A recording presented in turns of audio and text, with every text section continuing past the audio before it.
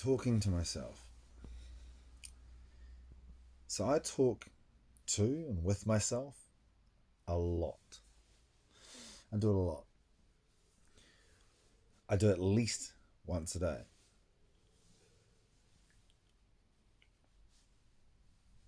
And sometimes I'll do it, I don't know, what feels like dozens of times a day.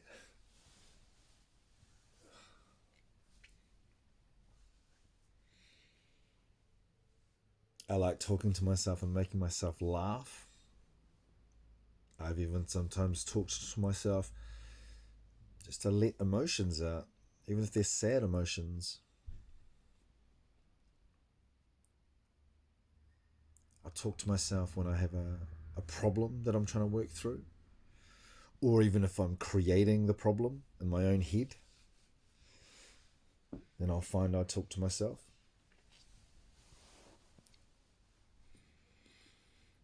But it makes perfect sense to me to be able to speak with myself. Like, that makes perfect sense to me. And I don't know why it's frowned upon. Not so much people frowning upon at me talking to myself, although that does happen, but I mean why talking with yourself has been demonized. That makes no sense to me at all.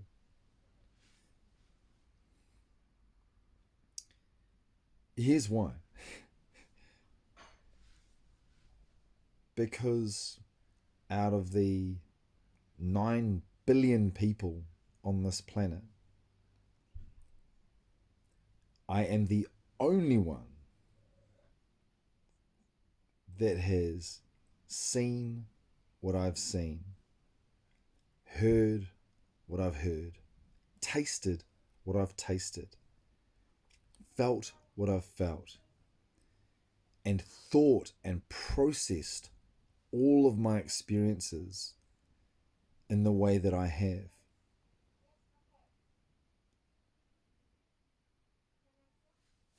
So it makes perfect sense to me that I should talk to myself, and I would want to talk to myself. Because nobody else has experienced my life the way that I've experienced it.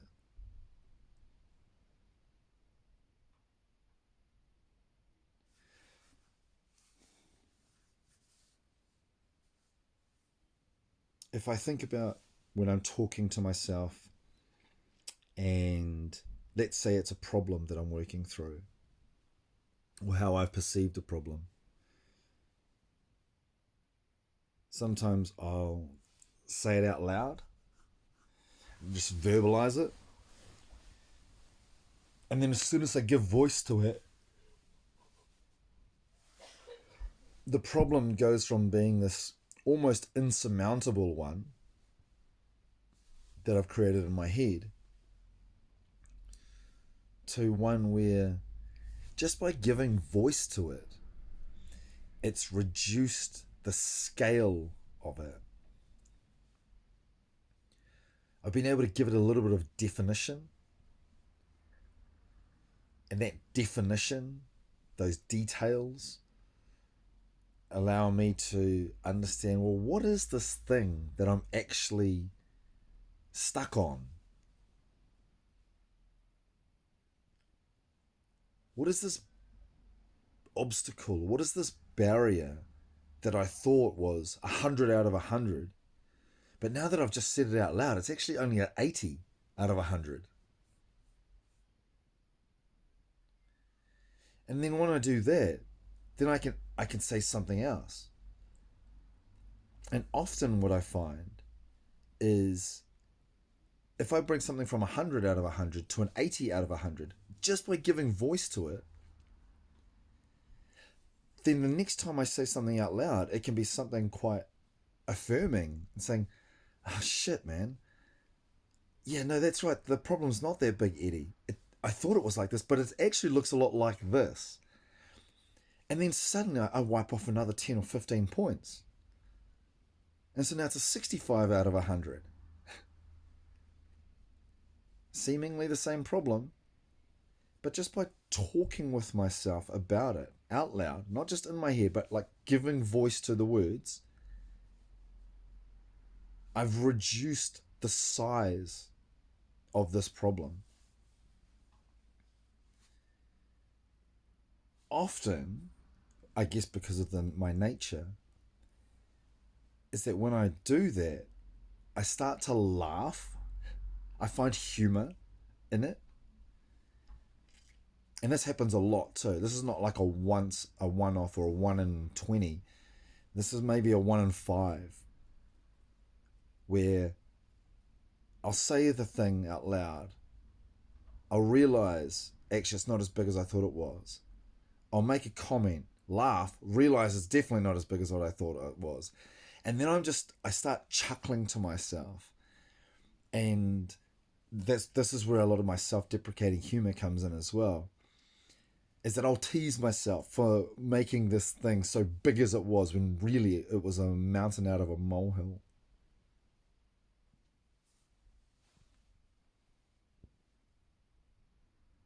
And there's a real superpower in that, in chaining all of those things together.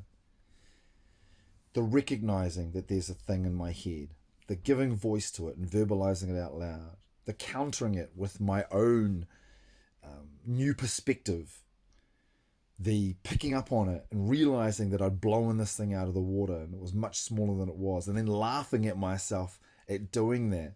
And then I find I even laugh at myself for laughing at myself. Like all of those things can come about just from talking with myself. So I can go from this massive, insurmountable hurdle in my head to laughter, genuine, unadulterated laughter, by piecing all those pieces together.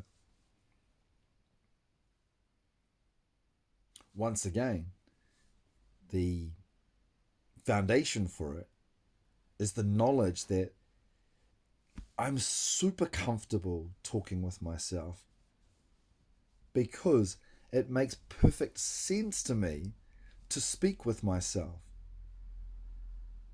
because I'm the only person who's experienced life in the way that I'm experiencing it. So why wouldn't I want to talk with that person and bounce ideas off them, share thoughts and laugh with them? Yeah, I'm laughing at and with myself, but it makes total sense to me to do that.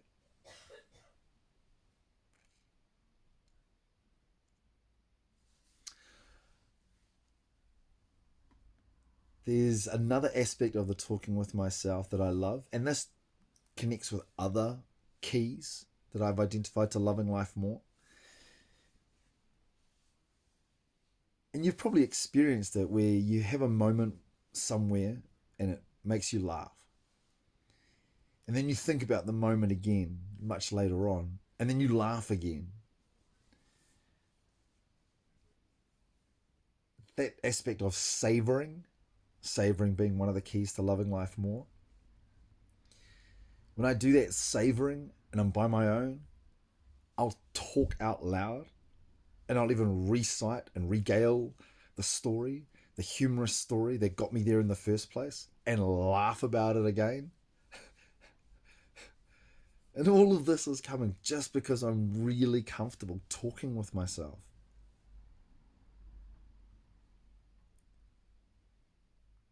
So if you're not talking to yourself because you're worried about what other people will think, then I would strongly encourage you to change that. Start talking to yourself. Start being comfortable hearing your own voice. Start getting comfortable laughing with yourself.